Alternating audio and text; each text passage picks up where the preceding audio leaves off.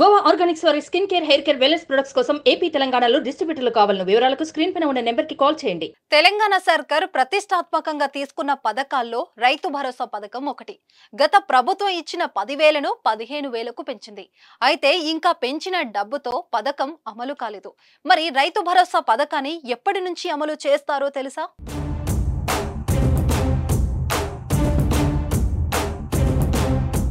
Assembly ఎన్నికల సమయంలో కాంగ్రెస్ సర్కార్ ఎన్నో హామీలను ఇచ్చింది. వాటి రైతు భరోసా కూడా ఉంది.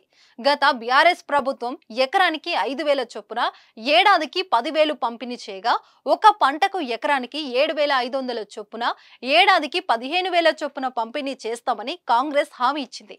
కానీ గెలిచాక రైతు భరోసా అమలు ఇంకా కాలేదు. ఈ యాసంగి సీజన్ కు సంబంధించి రాష్ట్రంలోని రైతులందరికీ పాత పద్ధతిలోనే పెట్టుబడి సాయాన్ని సీఎం రేవంత్ రెడ్డి అందిస్తున్నారు.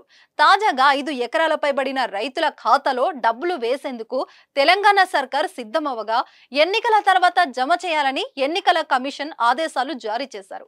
ఇక వచ్చే వానాకాలం నుంచి పెంచిన సొమ్ముతో రైతులకు రైతు భరోసా అందించాలని కాంగ్రెస్ భావిస్తుంది. ఈ మేరకు వ్యవసాయ శాఖ మంత్రి తుమ్మల కీలక ప్రకటన చేశారు.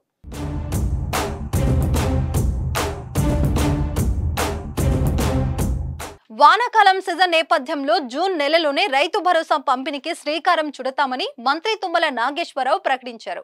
ప్రస్తుతం ఎకరాకు 10,000 అందిస్తుండగా ఈ సీజన్ నుంచే 15,000 సాయం అందించాలని నిర్ణయించినట్లు తెలిపారు.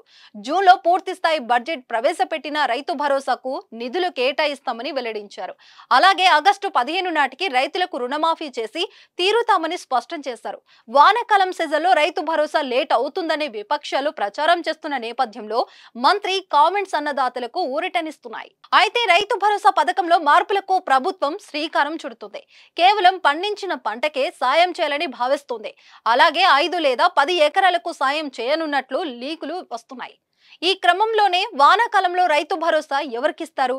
కొందరికే పరిమితం చేస్తారా అన్నది చూడాలి.